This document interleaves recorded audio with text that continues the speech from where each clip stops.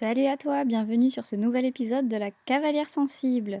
L'autre jour, j'ai posé une question simple sur Instagram. Qu'est-ce que tu t'es déjà dit à cheval et que tu n'oserais pas avouer? Et les réponses, mais waouh! Mais c'était pas possible de pas en faire un épisode en fait. Ces pensées-là, quand je dis on n'ose pas les avouer, c'est en gros, ça passe dans ton cerveau, tu te dis waouh, ça va trop loin ce que je pense. Mais c'est pas grave, c'est pas juste ça traverse ton cerveau, des fois ça s'y installe. Mais c'est tellement ce que j'appelle des pensées what the fuck que tu t'es bien gardé de le dire à ton coach et tu t'es bien gardé aussi d'aller dire ça à tes amis à l'écurie. Évidemment, c'est de l'anonyme, je balance pas. Le but, c'est pas de se moquer, c'est surtout de se faire sourire et de se dire: «Mais oui, mais moi aussi j'ai déjà pensé ça.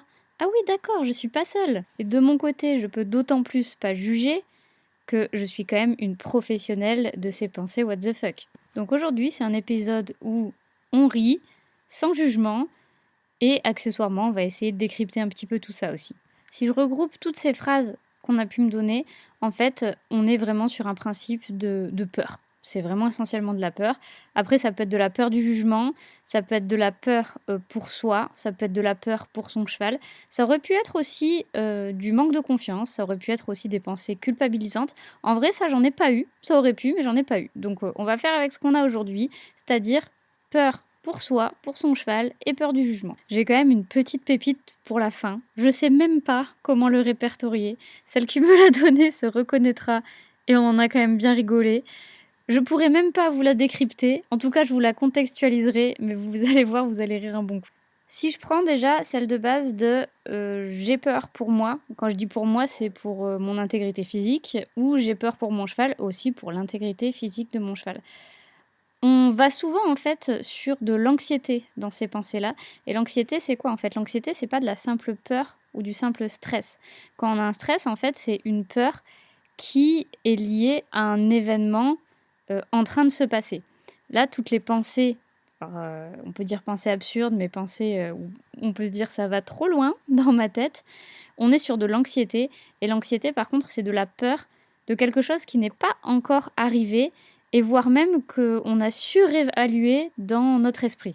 En gros, si je résume ça en version très vulgarisée, c'est la peur d'un événement catastrophique que j'ai créé moi-même dans mon cerveau et que je vais essayer de résoudre dans mon cerveau alors que ce n'est pas arrivé, voire ça n'arrivera pas et ça ne peut peut-être même pas arriver. Attention, je veux pas non plus, dédramatiser totalement certaines situations. Il arrive certaines situations graves, mais là, c'est vrai que toutes les phrases qu'on m'a données, c'est plutôt dans l'anticipation de la catastrophe et ces catastrophes n'étaient pour le coup jamais arrivées. Allez, on va commencer par des basiques. Le «et s'il avait une réaction violente et qu'on tombait dans le fossé?» quand on est en balade. Qui ne l'a pas pensé ça? J'en ai même une petite variante d'une autre personne de: «Si on tombe dans le fossé, je vais finir sous ma jument». Donc là, c'était ma jument, ça peut être votre cheval. Et sincèrement, mais qui ne l'a jamais pensé? Vous avez votre cheval qui commence à regarder quelque chose, qui recule d'un ou deux pas, vous voyez qu'il y a le fossé derrière, même s'il n'est pas encore tout près, et tout de suite, vous vous imaginez tomber dans le fossé et sous le cheval. En vrai, je trouve que jusque-là, c'est une gentille pensée absurde. Je vais pas dire que ça peut arriver de finir dans le fossé, mais probabilité, on va dire, allez, dans les possibilités, ça peut se faire. Allez, ça peut se faire. Après, j'en profite pour poser ça là, mais est-ce que vous saviez que le fait d'être anxieux, même si ça peut pourrir la vie, hein, on va pas se mentir, bah, en fait, ça vous rend vachement, vachement efficace et logique et froid dans votre cerveau quand la situation arrive vraiment. C'est-à-dire qu'en fait, vous avez tellement vécu d'anticipation, de scénario catastrophe, vous l'avez tellement vécu dans votre tête avec tout ce que vous pouviez faire derrière, et ça va loin, hein, des fois, qu'au final, si à un moment, un truc comme ça arrive pour de vrai, vous êtes vachement plus, pas détaché, mais en tout cas, vous êtes vachement plus lucide que quelqu'un qui n'est pas anxieux. Ça, c'était la bonne nouvelle dans les mauvaises nouvelles. C'était cadeau, ne me remerciez pas. Allez, on continue avec les phrases what the fuck quand on est en extérieur. Je vais me prendre une voiture quand je suis sur la route. Alors, heureusement, ça n'arrive pas tous les 4 matins, mais moi, le nombre de fois où je le pense, c'est-à-dire que je suis sur la route, je sais qu'il y en a qui se disent: «Moi, je vais me mettre en plein milieu de la route avec mon cheval, je vais faire signe, la voiture, elle va ralentir». Moi, je me dis: «Mais si je fais ça et que je me mets au milieu de la route, mais il va me passer dessus, il va pas ralentir». Alors qu'en vrai, si, quand même, il y a des grandes chances que la voiture ralentisse si je me mets en plein milieu de la route. Mais moi, je vois déjà le truc très, très loin et je pense qu'on est beaucoup dans ce cas-là où, OK, on est déjà sur une pensée, un peu hard à se dire, «Et s'il se passait ça?» Mais, je sais pas vous, mais moi je peux aller loin, hein, dans le scénario catastrophe. C'est, OK, il va se passer ça et après ceci et après cela et comment je vais réagir et qu'est-ce que ça va engendrer sur le reste? Je vais très, très loin dans l'histoire. Moi, j'aime bien faire des films en entier avec, des péripéties, un vrai développement, une conclusion, voilà. Faudrait pas s'ennuyer dans sa tête non plus. Bon, j'ai la petite phrase basique de: «Et si d'un coup il devient con?» en parlant du cheval, bien évidemment. Et est-ce que là, on est sur du trauma et qu'on essaie de s'apaiser parce que c'est quelque chose qui a pu arriver, auparavant? Après, c'est vrai que là, on est quand même totalement dans de l'anticipation de quelque chose qui n'est pas du tout arrivé. Donc ça peut valoir le coup quand même de se recentrer, de revivre un peu plus l'instant présent, quitte à se reconnecter, pardon, à ses 5 sens, hein. Ça, j'en avais déjà parlé dans d'autres épisodes. Mais on est quand même bien dans une belle, belle anticipation. Allez, on va se recentrer en carrière avec ces 2 phrases-là. Là, c'est pareil, mais jetez-moi la pierre si vous n'avez jamais pensé ça.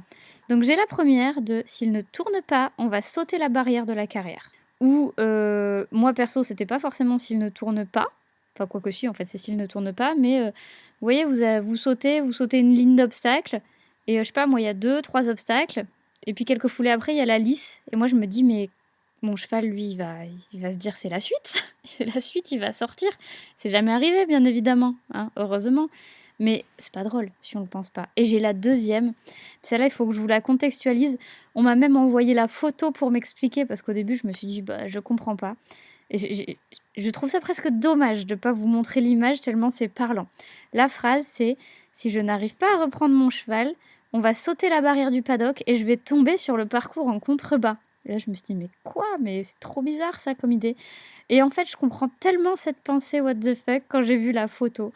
En fait, vous avez une carrière en haut d'une grande, grande butte, mais pas genre, une petite butte, une grande, grande butte et après ça tombe à pic et vous arrivez en bas, donc en contrebas, vous avez une autre carrière et vraiment la première carrière, elle est à flanc de j'allais dire de falaise, j'exagère là, il faudrait peut-être pas non plus abuser, mais elle est au flanc du haut de la butte et effectivement, juste derrière la lisse de cette carrière, bah, c'est le vide et après c'est la carrière du bas et je comprends tellement cette, cette pensée-là de se dire: «Mais attends, mais là, s'il saute la barrière», parce que ça, c'est déjà la 1re pensée dont on a parlé juste avant, «mais je vais finir dans la carrière du bas». Bon après dans quel état, on sait pas, mais je pense que j'aurais tellement pu la visualiser celle-là. Alors celle-ci, celle que je viens de vous raconter, de petite histoire, bon, est-ce que c'était peur de se faire mal ou peur que le cheval se fasse mal? Je pense que si tu tombes dans la carrière en contrebas, de toute façon, tout le monde se fait mal. Je ne sais même pas si on finit vivant. Mais, là, si on passe aux peurs, que notre cheval se fasse mal, pardon, j'ai eu elle va s'empaler sur les tiges. En fait, pour contextualiser, en gros, c'était, une écurie qui faisait des travaux et il y avait des tiges en métal qui ressortaient à certains endroits puisque j'imagine que ça fait partie de l'armature de certains murets ou choses comme ça et du coup, le premier truc que, la cavalière s'est dit, c'est: «Bah, oui, OK, c'est il y a cette tige en métal là, mais ma jument, elle va s'empaler dessus». Alors, c'est déjà une belle anticipation. D'un autre côté, j'ai appris par la suite qu'une personne s'était empalée sur ces tiges en béton. Donc il y avait peut-être une raison quand même d'avoir un petit peu peur. Mais moi de mon côté, c'est vrai que si vous m'avez en cours, je suis une parano de la sécurité par rapport à ce genre de truc. Mais une parano, c'est-à-dire qu'en fait quand je vois un truc, je suis tellement dans l'anticipation de la catastrophe qui pourrait arriver que des fois ça en est exagéré. Et c'est vrai que l'histoire des tiges en béton, je pense que j'aurais largement pu le penser. En extérieur, je sais pas s'il y en a qui se baladent, là où il y a des vignes. Mais ma hantise, moi, les tiges là qui dépassent pour attacher les vignes là sur le côté, les grands piquets en métal. Moi je me dis: «Mais mon cheval il va s'empaler dessus, c'est pas possible» et quand on est en carrière, mais le moindre truc, moi je vois les taquets, alors je sais pas si tout le monde appelle ça des taquets, les cuillères, enfin bon bref, ce qui tient les barres sur les obstacles. Je me dis que s'il y a pas la barre dessus et que je ne les enlève pas, bah, le cheval va se découper l'épaule sur le côté s'il se déporte en sautant. Si par exemple je mets, vous voyez les espèces de gros plots de chantier là, souvent qui sont blancs ou rouges, je me dis que ou même un bidon, non, encore mieux un bidon. Si je mets un bidon en soubassement, Je me dis, si je ne le cale pas avec une barre devant et une barre derrière, ça veut dire que si le cheval, il shoot un petit peu dedans, même ça fait touchette, le truc il roule, ça veut dire qu'il roule sous le cheval, qu'il va venir panacher dessus, ça veut dire que tout le monde va tomber. Et c'est comme ça tout le temps en fait, dans ma tête, quand je coach. Chaque fois que je vois du matériel, à chaque fois, j'imagine le scénario catastrophe. Là, l'autre jour, j'ai vu un petit obstacle, sur un PTV, enfin sur un cross qui avait été fait un peu maison avec des espèces de planches.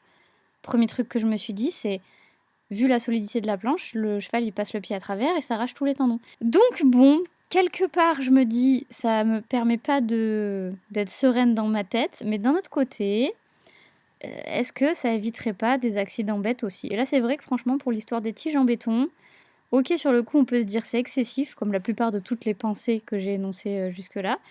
Mais parfois, ça nous évite quand même une catastrophe qui aurait pu arriver bêtement.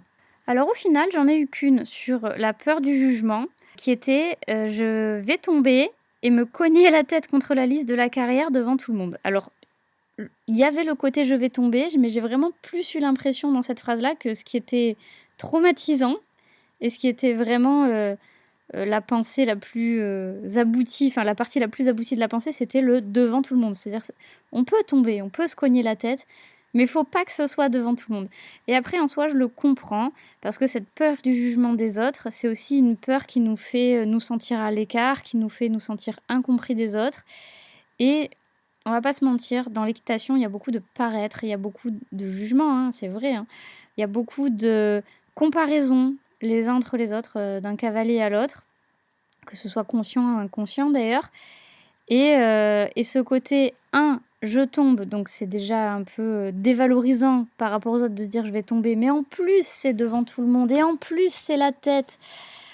Voilà, la pensée va loin, mais je peux totalement la comprendre. Après, travailler le fait de s'affranchir du jugement des autres, ça se fait. C'est un travail, OK, de longue haleine, mais c'est tout à fait possible et ça, vous pouvez le retrouver dans la formation que je propose, Queen à cheval. La peur du jugement des autres, c'est pas une fatalité, on peut en sortir. Allez, chose promise, chose due, la dernière pensée, mais full absurde que j'ai eue, mais qu'est-ce qu'elle m'a fait rire. Allez, je vous la donne. C'était: «Il faut pas que je vomisse parce que sinon ça va faire des gueux sur les pions et je pourrai pas les défaire». Comment commenter ça? Comment analyser ça? Il y a pas d'analyse à faire. En fait, j'ai juste demandé un contexte parce que je trouvais que c'était magique et je me demandais à quel moment cette pensée a pu traverser le cerveau.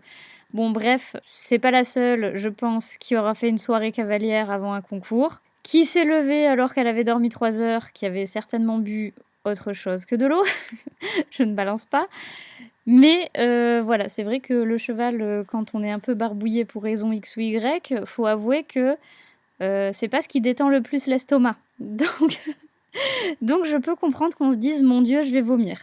Après non, là, c'est une pensée qui allait encore plus loin que ça. C'est pas juste: «Je vais vomir», c'est: «Je dois pas vomir sur mes pions».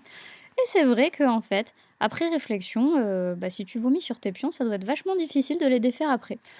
Donc est-ce que c'est une pensée what the fuck? Je ne sais pas, moi je trouve que c'est presque sensé. En tout cas, je remercie toutes les cavalières, qui ont pris la peine de m'envoyer leurs petites phrases, leurs petites phrases d'anxiété, leurs petites phrases fétiches, leurs petites phrases absurdes qui avaient pu leur passer ou qui avaient pu s'installer dans leur tête. OK, ça m'a permis de voir un peu la vulnérabilité de certaines. D'un autre côté, c'était aussi un petit peu drôle et c'est surtout, ça arrive à tout le monde. Ça arrive clairement à tout le monde et surtout, ces pensées ne vous définissent pas. Et c'est ça d'ailleurs qui est super important. Je vais pas vous mentir, c'est pas possible de faire en sorte que des pensées pareilles n'arrivent absolument jamais. Ce qui est important, c'est pas que la pensée n'arrive pas. Ce qui est important, c'est qu'est-ce que vous allez faire de cette pensée derrière. Le but, en gros, c'est d'éviter la création du film en 3 actes derrière cette pensée-là. OK, elle est là, elle passe, on la fait partir. J'avais d'ailleurs, eu un conseil, de ma psy une fois que j'avais trouvé, bah, très bien, j'allais dire très sensé. Dit comme ça, quand je vais vous le donner, vous allez me dire: «Non, ça fait pas sensé», mais si, en fait, une fois que vous le testez, vous allez voir, c'est très sensé. C'est quand il y a une pensée qui vous traverse l'esprit et qui est clairement, abusée, voilà. Même vous, vous avez la lucidité de vous dire: «Non, ça va trop loin». Bah, au lieu de l'alimenter, de lui répondre avec comme moi je disais, Ah, il y a une voiture, mais si je me mets au milieu, je vais me faire écraser. Si je me fais écraser, le cheval va finir dans le pare-brise. Si le cheval finit dans le pare-brise, enfin bon, bref, voilà. Bah, c'est juste OK, il y a une voiture, j'ai peur de me faire écraser. Et bah, au lieu d'alimenter cette pensée derrière, vous lui répondez n'importe quoi. Mais n'importe quoi, ça peut être pot de cornichon, patte de lapin, volet ouvert, enfin un truc qui n'a rien à voir, qui n'a aucun sens avec la pensée anxiogène que vous venez d'avoir. Parce qu'en fait, c'est comme quand vous tenez une conversation. L'anxiété, c'est une conversation avec vous-même. Si vous alimentez cette conversation, ça va continuer. Si vous parlez à quelqu'un qui vous dit quelque chose de très sérieux, je sais pas moi, oui, le changement climatique, je trouve qu'il y a la montée des eaux, je dis des trucs complètement au pif, hein, et que là vous lui répondez: «J'ai acheté une table basse». Et bah, ça n'a aucun sens cette conversation. Bah, très souvent la conversation va s'arrêter quand c'est, totalement absurde, les réponses que vous donnez. Bah, là c'est pareil, si vous voyez cette pensée qui surgit, ben, simplement répondez-lui n'importe quoi et vous allez voir que d'un coup ça va s'arrêter et vous allez passer sur autre chose. Quoi qu'il en soit, si ces pensées persistent, je vous encourage quand même vivement à en parler, à vous faire accompagner, même si c'est par un professionnel de santé. Il y a aucune honte à ça et ça peut vraiment, vraiment vous aider. Et si toi aussi tu as des pensées qui te bloquent, que tu en as marre de te juger toi-même ou d'avoir l'impression que les autres te jugent, bah viens bosser avec moi. On peut bosser en visio, on peut bosser en stage. Tu peux suivre aussi la formation que je propose. Et tout ça, ça va clairement t'aider à reprendre confiance à toi. Et limiter très certainement ces pensées un petit peu abusées qui te parasitent. Si le podcast t'a plu, n'hésite pas à le partager, à laisser une note, à laisser un commentaire. Tu peux même venir en discuter avec moi sur les réseaux sociaux, ça serait avec grand plaisir. Je vous dis à bientôt pour un prochain épisode de la Cavalière Sensible.